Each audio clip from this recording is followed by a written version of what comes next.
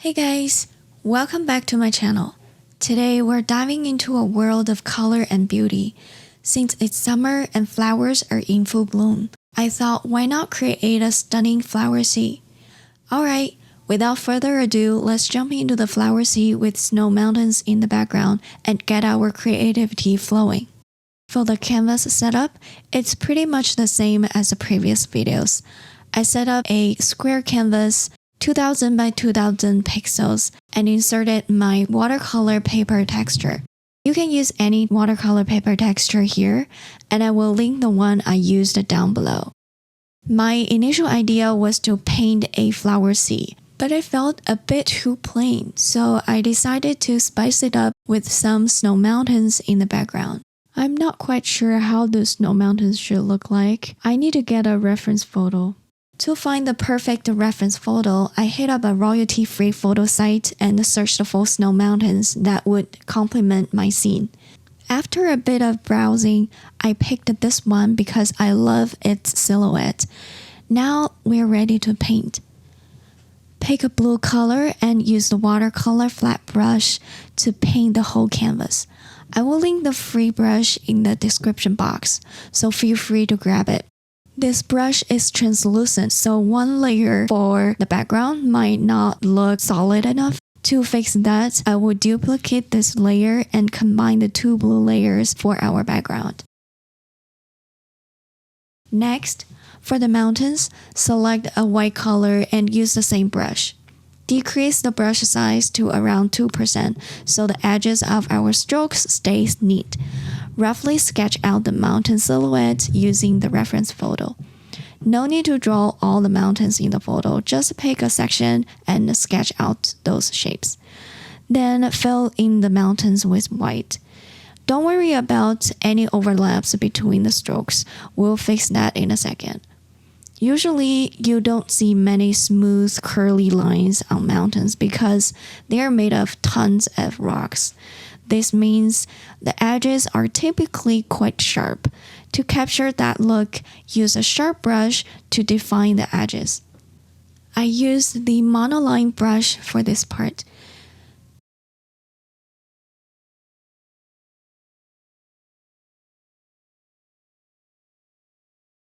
Also, to fix the uneven colors, grab the automatic selection tool and select the empty space above the mountains. Then select the empty space below. Invert the selection so that only the mountain area is selected. This way, when you smudge later, the color won't go beyond the selection.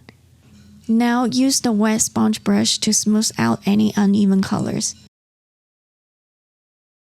Then I noticed that the bottom border isn't straight, so let's fix that. Select the rectangle selection tool and draw a rectangle from the empty space below the mountain up to the bottom line of the mountain shape. Make sure the area you want to remove is within the selection. Then go to the layer and tap on clear. And this layer looks pretty translucent and I want it to be more solid. I will make a few copies of it and combine them together. Now the base layer of the mountains looks much more solid. To add shadows to the mountains, let's take a look at the reference photo. It looks like the light is coming from the right-hand side, so it casts the shadows on the left side of those peaks. To follow that pattern, let's add shadows on a new layer. Pick a light blue color and use the same brush, Watercolor-Flat. Avoid using smooth curly lines here as well. You don't need to follow the reference photo 100%. Feel free to make your own design. Every rock is unique and every shadow is too, so make sure each shadow looks distinct from the others. To ensure the shadows stay within the mountains and don't spill over, we need to clean up the excess color. Go to the white base layer of the mountains, use the automatic selection tool, tap on the empty area below the mountains, then tap on the empty area above them. Switch to the shadow layer and choose clear. Next, use the selection tool, tap on the empty area and invert the selection. Now use the smudge tool to smooth out any uneven coloring. To maintain that sharp look, use a sharp brush to define the edges here too. Next, let's add some darker shadows on the mountains to show their deep crevices and slopes, adding depth and making the snowy peaks stand out more. Pick a darker blue and using the same brush, add some random shapes on a new layer. Repeat the steps we did for the lighter shadow.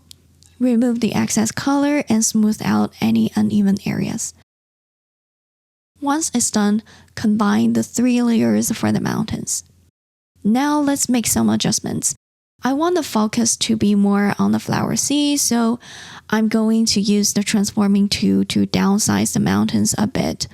I will also smooth out the bottom edge of the mountain so that it merges seamlessly with the rest of the scene later. Between the mountains and the flower sea, I'm going to add some trees. On one new layer, use a few different shades of green to paint them. Since they are pretty far away, you don't need to worry about the details. Just play around with different shapes and sizes. You can't go wrong. Now, let's get to the fun part. It's time to lay down the base colors for the flower sea. Create a new layer and use the same brush. Add different shades of green and even some blue to make the field more lively. Gradually transition from the lighter colors in the distance to darker shades up close for a more dynamic effect. Then use the smudging tool to slightly smooth out the hard edges. Now it's time to add flowers. Pick white and select the matte splashes brush under water category. Set the size to 4% and let's start adding flowers from the bottom to the top. Use varying pressure as you paint, leaving some empty space between flower clusters. As you move up, ease off the pressure and make smaller strokes. Once you reach the halfway point of the flower field, adjust the brush size to 3% and continue. When you get to the top edge of the flower field, reduce the brush size to 2% and finish the work. How to position those flowers? If you're not sure about that, feel free to find a reference photo and use it as a guide. Look at how the flowers are distributed in the photo and try to replicate the general arrangement. Pay attention to how clusters of flowers are spaced out and how the density changes from the bottom to the top of the field. This will help you create a more natural and visually appealing composition. Similarly, let's add some yellow flowers on the new layer as well. Now it looks like the flowers are floating on the ground. To fix that, pick a few darker greens and go over the bottom sides of the flower clusters. These green strokes can represent leaves, shadows, or the plants underneath the flowers. This will anchor the flowers to the ground and create a more natural look. Use the same brush and gently blend the darker green with the base layer to add depth and realism to the flower sea.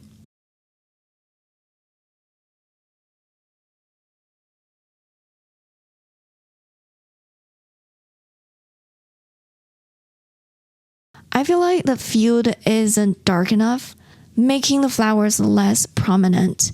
To make them pop more, let's add a new layer and move it right above the green base layer for the flower sea. Use the wet sponge brush and darker green to darken the field. Gently go through the background to deepen the color, but don't cover the entire area. Leave some light spaces so the painting looks breathable and dynamic. Then we move on to the details. Just to be clear, I won't be adding a lot of intricate details. Instead, I will focus on adding a few elements in the foreground. Select the smudging tool and gently smear the darker splashes to create some leafy shapes. This will add a touch of realism without overwhelming the composition.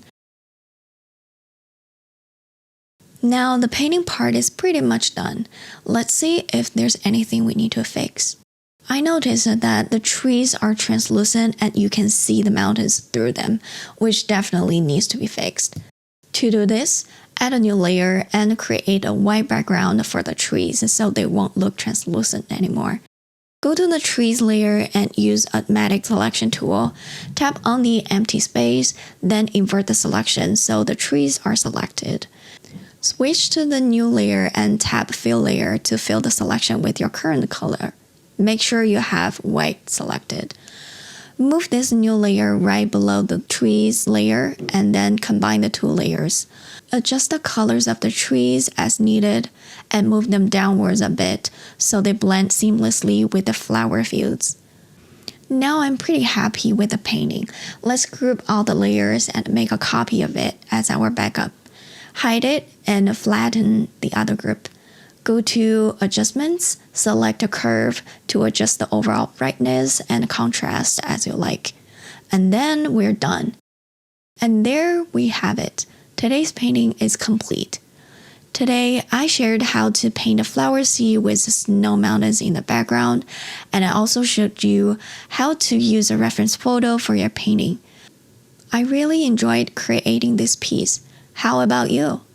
If you liked today's video, please don't forget to give it a like.